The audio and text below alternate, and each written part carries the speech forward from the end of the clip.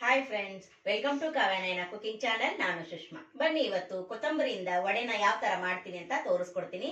ಈಗ ಹೇಗಾದ್ರೂ ತುಂಬಾ ಚಳಿ ಇದೆ ಅಲ್ವಾ, ಅದಕ್ಕೋಸ್ಕರ ಮಕ್ಕಳಿಗೆ ಸ್ನಾಕ್ಸ್ ಆದ್ರೂ ಆಗುತ್ತೆ, ಇಲ್ಲ ಬೆಳಗ್ಗೆ ಬ್ರೇಕ್ಫಾಸ್ಟ್ ಆದ್ರೂ ಮಾಡ್ಕೋಬಹುದು, ಇಲ್ಲ ಈವ್ನಿಂಗ್ ಸ್ನಾಕ್ಸ್ ಆಗಿ ಕೂಡ ನೀವು ತಿನ್ಬಹುದು, ಸಾಸ್ ಅಲ್ಲಿ ಕೂಡ ತಿನ್ಬಹುದು, ಇಲ್ಲ ಚಟ್ನಿ ಹಚ್ಕೊಂಡಾದ್ರೂ ತಿನ್ಬಹುದು. ತುಂಬಾ ಅಂದ್ರೆ ತುಂಬಾ ಚೆನ್ನಾಗಿರುತ್ತೆ. ನೀವು ಒಂದ್ಸತಿನೂ ಮಾಡಿಲ್ಲ ಅನ್ಕೊಂತೀನಿ. ಬನ್ನಿ ನಾನು ಯಾವ ತರ ಅಂತ ನಿಮ್ಗೆ ತೋರಿಸ್ಕೊಡ್ತೀನಿ. ನೋಡಿ, ಒಂದು ಬೌಲ್ ಆಗುವಷ್ಟು ಕಡಲೆ ಹಿಟ್ಟನ್ನ ತಗೊಂಡಿದ್ದೀನಿ. ಹಾಗೆ ಒಂದು ಕಪ್ ಅಷ್ಟು ನಾನು ಶೇಂಗಾ ಬೀಜನ ಹುರಿದಿಲ್ಲ, ನಾನು ಹಾಗೆ ಪುಡಿ ಮಾಡ್ಕೊಂಡಿದ್ದೀನಿ. ಹಾಗೆ ನೋಡಿ, ಒಂದು ದೊಡ್ಡ ಕಪ್ ಅಷ್ಟು, ಈ ಬೌಲ್ ಅಷ್ಟು ಒಂದು ಕಪ್ ಅಷ್ಟು ನಾನು ಕೊತ್ತಂಬರಿನ ತೊಳೆದು ಸಣ್ಣದಾಗಿ ಕಟ್ ಮಾಡಿ ಇಟ್ಕೊಂಡಿದ್ದೀನಿ. ಮೇನ್ ಇಂಗ್ರೀಡಿಯೆಂಟ್ಸು ಕೊತ್ತಂಬರಿ ಸೊಪ್ಪೆ, ಅದಕ್ಕೋಸ್ಕರ ಸಾಸಿವೆ ತಗೊಂಡಿದ್ದೀನಿ. ಹಾಗೆ ಶುಂಠಿ ಬೆಳ್ಳುಳ್ಳಿ ಜಜ್ಜಿ ಇಟ್ಕೊಂಡಿದ್ದೀನಿ. ಹಾಗೆ ಜೀರಿಗೆ 1 ಟೇಬಲ್ ಸ್ಪೂನ್ ಅಷ್ಟು ತಗೊಂಡಿದ್ದೀನಿ. ಅರಿಶಿನ ಪುಡಿ, ಖಾರದ ಪುಡಿ, ಹಾಗೆ ಗರಂ ಮಸಾಲ, ರುಚಿಗೆ ಉಪ್ಪು.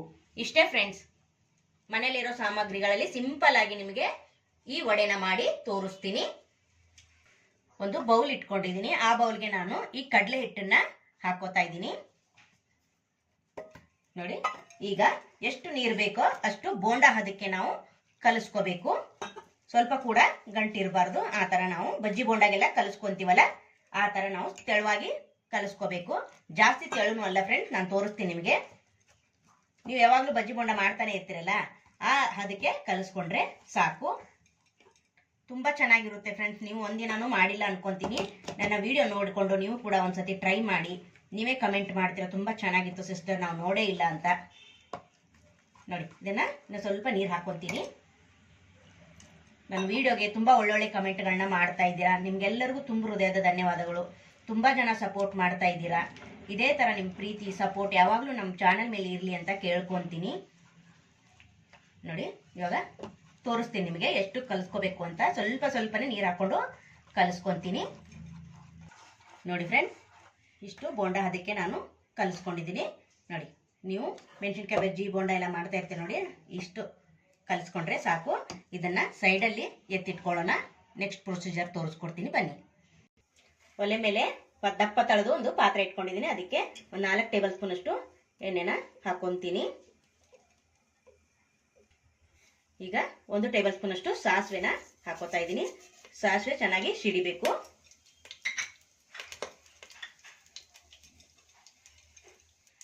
ನೋಡಿ, 1 ಟೇಬಲ್ ಸ್ಪೂನ್ ಅಷ್ಟು ಜೀರಿಗೆನ ಹಾಕೋತಾ ಇದ್ದೀನಿ.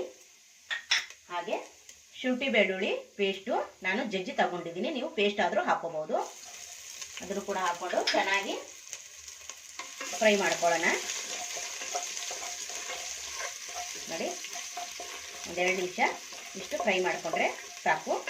ಈಗ ನಾನು ಆವಾಗಲೇ ಕಟ್ ಮಾಡಿ ಇಟ್ಕೊಂಡಿರೋ ಕೊತ್ತಂಬರಿ ಸೊಪ್ಪನ್ನ ಹಾಕೋತಾ ಇದ್ದೀನಿ. ಇದನ್ನ ಸ್ವಲ್ಪ ಫ್ರೈ ಮಾಡ್ಕೊಳ್ಳೋಣ ಎಣ್ಣೆಲಿ. ನೋಡಿ,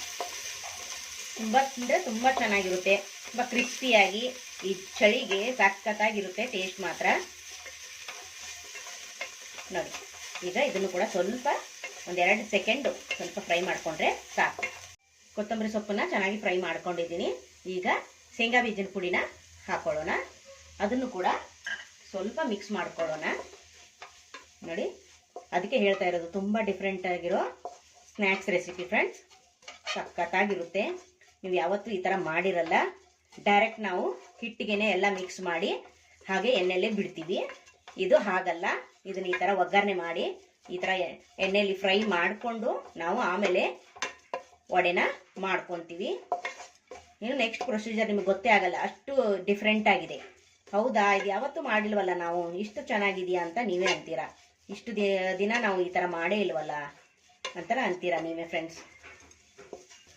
ನೋಡಿ ಫ್ರೆಂಡ್ಸ್, ಚೆನ್ನಾಗಿ ಫ್ರೈ ಮಾಡ್ಕೊಂಡಿದ್ದೀನಿ ಕೊತ್ತಂಬರಿ ಹಾಗೆ ಕಡಲೆ ಬೀಜದ ಪುಡಿನ.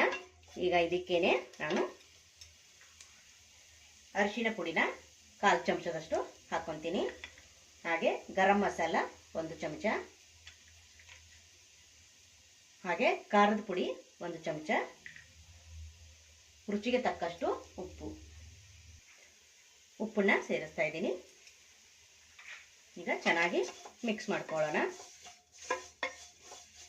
ನೋಡಿ, ಮತ್ತೆ ಬೇಕಂದ್ರೆ ರುಚಿ ನೋಡಿಕೊಂಡು ಮತ್ತೆ ನೀವು ಆಮೇಲೆ ಸೇರಿಸ್ಕೋಬಹುದು. ಈ ಟೈಮಲ್ಲಿ ನಾವು ಕಲಸಿ ಇಟ್ಕೊಂಡಿರೋ ಕಡಲೆ ಹಿಟ್ಟನ್ನ ಹಾಕೋಬೇಕಾಗುತ್ತೆ. ನೋಡಿ, ಹಿಟ್ಟನ್ನ ಹಾಕೋತಾ ಇದ್ದೀನಿ. ಎಲ್ಲವನ್ನು ನೀಟಾಗಿ ಹಾಕೊತೀನಿ. ಈಗ ಚೆನ್ನಾಗಿ ಮಿಕ್ಸ್ ಮಾಡ್ಕೊಳ್ಳೋಣ. ಚೆನ್ನಾಗಿ ಹೊಂದಬೇಕು, ಎಲ್ಲವೂ ಹೊಂದಿ ಇದು ತಳ ಬಿಡಬೇಕು ಹಿಟ್ಟು, ಅಲ್ಲಿವರೆಗೂ ನಾವು ಮಿಕ್ಸ್ ಮಾಡ್ಕೋಬೇಕು. ನೋಡಿ, ಅದಕ್ಕೆ ದಪ್ಪ ತಳದ ಪಾತ್ರೆನೇ ತಗೊಳ್ಳಿ, ಅಂದರೆ ಒಂದು 5 ನಿಮಿಷ ನಾವು ಫ್ರೈ ಮಾಡಬೇಕಾಗುತ್ತೆ, ಇಲ್ಲಾಂದರೆ ಸೀದ್ ಹೋಗುತ್ತೆ. ಅದಕ್ಕೋಸ್ಕರ ನೋಡಿ ಚೆನ್ನಾಗಿ ಮಿಕ್ಸ್ ಆಗ್ತಾ ಇದೆ ಅಲ್ವಾ. ಈಗ ತೆಳುವಾಗಿದೆ, ನಾವು ತಳ ಕೂಡ ಬಿಟ್ಟು ಬರಬೇಕಿದು. ತಳ ಬಿಡೋವರೆಗೂ ನಾವು ನೋಡಿ ಈ ಥರ ಫ್ರೈ ಮಾಡ್ತಾನೆ ಇರಬೇಕು. ನೋಡಿ, ಒಂದು 10 ನಿಮಿಷದಲ್ಲಿ ಆಗೋಗುತ್ತೆ ಫ್ರೆಂಡ್ಸ್.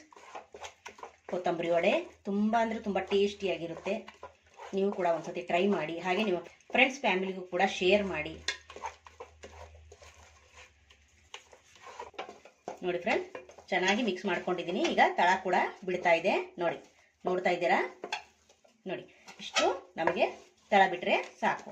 ಬನ್ನಿ ಇವಾಗ ಇದನ್ನ ಒಂದು ತಟ್ಟೆಗೆ ಹಾಕ್ಕೊಳ್ಳೋಣ. ತಟ್ಟೆಗೆ ಸ್ವಲ್ಪ ಎಣ್ಣೆನ ಹಚ್ಚಿ ಇಟ್ಕೊಂಡಿದ್ದೀನಿ. ಈಗ ಇದನ್ನ ಹಾಕೊಳ್ಳೋಣ ಮಿಶ್ರಣ. ನೋಡಿ, ಇವಾಗ ಇದನ್ನ ಸಮ ಮಾಡ್ಕೊಳ್ಳೋಣ. ಅಂದ್ರೆ ಜಾಸ್ತಿ ತೆಳು ಮಾಡ್ಕೋಬಾರ್ದು, ಸ್ವಲ್ಪ ದಪ್ಪದಾಗೆ ಇರಬೇಕು. ಇದು ಸೇಮ್ ಮೈಸೂರು ಪಾಕ್ ತಿನ್ನಂಗೆ ಇರುತ್ತೆ, ಆದ್ರೆ ಇದು ಖಾರದ ಮೈಸೂರು ಪಾಕ್. ನೀವು ಒಂದ್ಸತಿ ಟ್ರೈ ಮಾಡ್ಕೊಂಡ್ರೆ ನಿಮಗೂ ಈ ರುಚಿ ನೀವು ಸವಿಬಹುದು ಫ್ರೆಂಡ್ಸ್. ನೋಡಿ, ಸ್ವಲ್ಪ ದಪ್ಪದಾಗಿ ನಾನು ಇದನ್ನ ಈ ತರ ಹರಡ್ಕೊಂಡಿದ್ದೀನಿ. ಇದು ಸ್ವಲ್ಪ ತಣ್ಣಗಾಗಬೇಕು, ಜಾಸ್ತಿ ತಣ್ಣಗಾಗೋದು ಬೇಡ. ಸ್ವಲ್ಪ ಉಗುರು ಬೆಚ್ಚಗಿದ್ರೆ, ಅಂದ್ರೆ ಮುಟ್ಟಿದ್ರೆ ಕೈಗೆ ತಾಗಿದ್ರೆ ಸಾಕಷ್ಟು. ಇದನ್ನ ಆರಿದ್ಮೇಲೆ ನಿಮಗೆ ಯಾವ ತರ ಅಂತ ತೋರಿಸ್ಕೊಡ್ತೀನಿ. ನೋಡಿ ಫ್ರೆಂಡ್ಸ್, ತಣ್ಣಗಾಗಿದೆ. ಈಗ ನೋಡಿ, ಇಷ್ಟು ಕೈ ಮುಟ್ಟಿದ್ರೆ ಸ್ವಲ್ಪ ಬಿಸಿ ತಾಗಿದ್ರೆ ಸಾಕು, ಇಷ್ಟು ತಣ್ಣಗಾದ್ರೆ ಸಾಕು. ಈಗ ಕಟ್ ಮಾಡ್ಕೊಳ್ಳೋಣ. ನಮ್ಗೆ ಯಾವ ಸೈಜಲ್ಲಿ ಬೇಕೋ ವಡೆ ಆ ಸೈಜಲ್ಲಿ ನಾವು ಕಟ್ ಮಾಡ್ಕೋಬೇಕು. ನೋಡಿ, ಸ್ವಲ್ಪ ಚಾಕುಗೆ ಎಣ್ಣೆ ಹಚ್ಕೊಳ್ಳಿ, ಹಚ್ಕೊಂಡು ಈ ತರ ಕಟ್ ಮಾಡ್ಕೊಳ್ಳಿ. ನೋಡಿ, ಈ ತರ ಮಾಡ್ಕೊಂಡು ಮತ್ತೆ ನಮ್ಗೆ ಯಾವ ಸೇಪ್ ಬೇಕೋ ಈ ಕಡೆ ಈ ತರ ಮಾಡ್ಕೋಬಹುದು. ನೋಡಿ, ಇಷ್ಟೇ ಫ್ರೆಂಡ್ಸ್, ತುಂಬಾ ರುಚಿಯಾಗಿರೋ ಕೊತ್ತಂಬರಿ ವಡೆ ನಮ್ಗೆ ರೆಡಿ ಆಗುತ್ತೆ.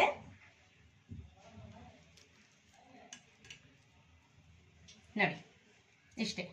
ನೋಡಿ ಫ್ರೆಂಡ್, ಇದಕ್ಕಿಂತ ಚಿಕ್ಕದಾದ್ರೂ ಮಾಡ್ಕೋಬಹುದು, ಇಲ್ಲ ಸಣ್ಣ ಸೈಜಲ್ಲೂ ಅಥವಾ ದೊಡ್ಡ ಸೈಜಲ್ಲೂ ನಡೆಯುತ್ತೆ. ಒಟ್ಟಿನಲ್ಲಿ ನಿಮ್ಗೆ ಯಾವ ತರ ಸೇಪ್ ಬೇಕೋ ಆ ತರ ಕಟ್ ಮಾಡ್ಕೊಳ್ಳಿ. ಬನ್ನಿ ಇವಾಗ ಎಣ್ಣೆಲಿ ಫ್ರೈ ಮಾಡ್ಕೊಳ್ಳಿ. ನೋಡಿ ಫ್ರೆಂಡ್ಸ್, ಎಣ್ಣೆ ಕೂಡ ಬಿಸಿ ಆಗಿದೆ. ಈಗ ಒಂದೊಂದೇ ವಡೆನ ಹಾಕೊಳ್ಳೋಣ. ನೋಡಿ, ಎಷ್ಟು ಇಡಿಸುತ್ತೋ ಅಷ್ಟೇ ಹಾಕೊಳ್ಳಿ. ನಾನೊಂದು 3 ಹಾಕೊಂತೀನಿ, ಯಾಕೆಂದ್ರೆ ದೊಡ್ಡ ದೊಡ್ಡ ಸೈಜ್ ಇದೆಯಲ್ಲ ಅದಕ್ಕೋಸ್ಕರ.